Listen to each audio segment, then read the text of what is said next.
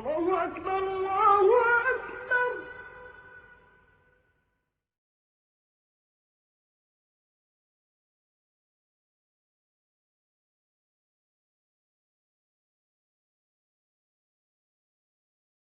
صحیح بخاری حدیث نمبر 31۔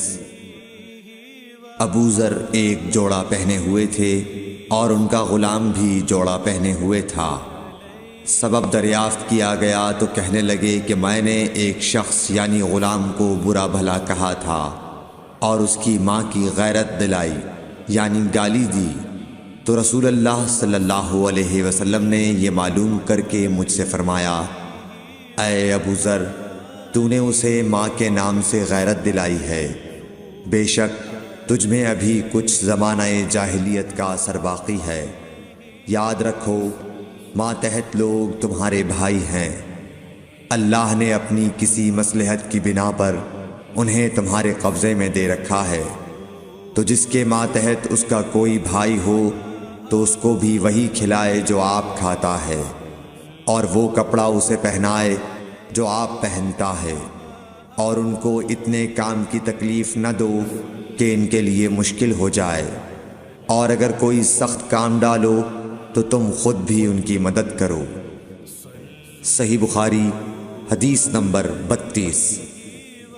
جب سورہ انعام کی یہ آیت اتری، جو لوگ ایمان لائے اور انہوں نے اپنے ایمان میں گناہوں کی آمیزش نہیں کی، تو آپ صلی اللہ علیہ وسلم کے اصحاب نے کہا، یا رسول اللہ، یہ تو بہت ہی مشکل ہے، ہم میں کون ایسا ہے جس نے گناہ نہیں کیا؟ تب اللہ پاک نے سورہ لقمان کی یہ آیت اتاری کہ بے شک شرک بڑا ظلم ہے۔ صحیح بخاری حدیث نمبر 33۔ رسول اللہ صلی اللہ علیہ وآلہ وسلم نے فرمایا، منافق کی علامتیں 3 ہیں، جب بات کرے جھوٹ بولے، جب وعدہ کرے اس کے خلاف کرے، اور جب اس کو امین بنایا جائے تو خیانت کرے۔ صحیح بخاری حدیث نمبر 34۔ رسول اللہ صلی اللہ علیہ وسلم نے فرمایا کہ 4 عادتیں جس کسی میں ہوں تو وہ خالص منافق ہے، اور جس کسی میں ان 4 میں سے ایک عادت ہو تو وہ بھی نفاق ہی ہے جب تک اسے نہ چھوڑ دے۔ وہ یہ ہیں، جب اسے امین بنایا جائے تو امانت میں خیانت کرے، اور بات کرتے وقت جھوٹ بولے، اور جب کسی سے عہد کرے تو اسے پورا نہ کرے، اور جب کسی سے لڑے تو گالیوں پر اتر آئے۔ صحیح بخاری حدیث نمبر 35۔ رسول اللہ صلی اللہ علیہ وسلم نے فرمایا، جو شخص شب قدر ایمان کے ساتھ محض ثواب آخرت کے لیے ذکر و عبادت میں گزارے، اس کے گزشتہ گناہ بخش دیے جاتے ہیں۔ صحیح بخاری حدیث نمبر 36۔ رسول اللہ صلی اللہ علیہ وسلم نے فرمایا، جو شخص اللہ کی راہ میں جہاد کے لیے نکلا، اللہ اس کا ضامن ہو گیا۔ اللہ تعالیٰ فرماتا ہے، اس کو میری ذات پر یقین اور میرے پیغمبروں کی تصدیق نے اس سرفروشی کے لیے گھر سے نکالا ہے۔ میں اس بات کا ضامن ہوں کہ یا تو اس کو واپس کر دوں ثواب اور مال غنیمت کے ساتھ، یا شہید ہونے کے بعد جنت میں داخل کر دوں۔ رسول اللہ صلی اللہ علیہ وسلم نے فرمایا، اور اگر میں اپنی امت پر اس کام کو دشوار نہ سمجھتا تو لشکر کا ساتھ نہ چھوڑتا، اور میری خواہش ہے کہ اللہ کی راہ میں مارا جاؤں، پھر زندہ کیا جاؤں، پھر مارا جاؤں، پھر زندہ کیا جاؤں، پھر مارا جاؤں۔ صحیح بخاری حدیث نمبر 37۔ حضرت صلی اللہ علیہ وسلم نے فرمایا، جو کوئی رمضان میں راتوں کو ایمان رکھ کر اور ثواب کے لیے عبادت کرے، اس کے اگلے گناہ بخش دیے جاتے ہیں۔ صحیح بخاری حدیث نمبر 38۔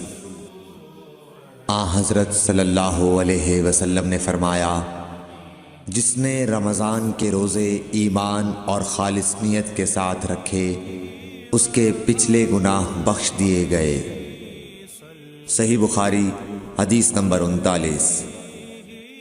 حضرت صلی اللہ علیہ وسلم نے فرمایا، بے شک دین آسان ہے، اور جو شخص دین میں سختی اختیار کرے گا تو دین اس پر غالب آ جائے گا اور اس کی سختی نہ چل سکے گی۔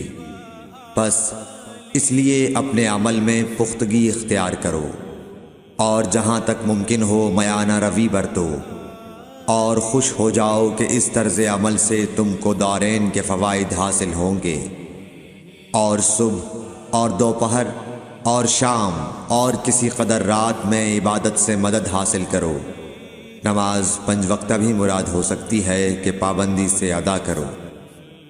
صحیح بخاری حدیث نمبر 40۔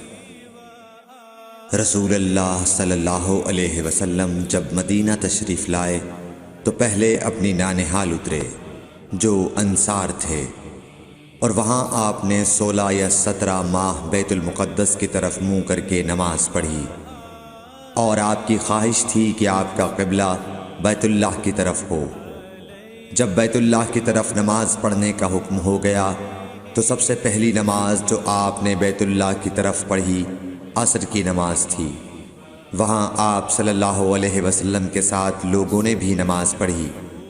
پھر آپ کے ساتھ نماز پڑھنے والوں سے ایک آدمی نکلا اور اس کا مسجد بنی حارثہ کی طرف گزر ہوا تو وہ لوگ رکوع میں تھے۔ وہ بولا کہ میں اللہ کی گواہی دیتا ہوں کہ میں نے رسول اللہ صلی اللہ علیہ وسلم کے ساتھ مکے کی طرف منہ کر کے نماز پڑھی ہے۔ یہ سن کر وہ لوگ اسی حال میں بیت اللہ کی طرف گھوم گئے، اور جب رسول اللہ صلی اللہ علیہ وسلم بیت المقدس کی طرف منہ کر کے نماز پڑھا کرتے تھے، یہودی اور عیسائی خوش ہوتے تھے، مگر جب آپ نے بیت اللہ کی طرف منہ پھیر لیا تو انہیں یہ امر ناگوار ہوا۔ زہیر ایک راوی کہتے ہیں کہ ہم سے ابو اسحاق نے برا سے یہ حدیث بھی نقل کی ہے کہ قبلہ کی تبدیلی سے پہلے کچھ مسلمان انتقال کر چکے تھے، تو ہمیں یہ معلوم نہ ہو سکا کہ ان کی نمازوں کے بارے میں کیا کہیں۔ تب اللہ نے یہ آیت نازل کی، وَمَا كَانَ اللَّهُ لِيُضِيعَ إِيمَانَكُمْ، سورہ بقرہ آیت نمبر 143۔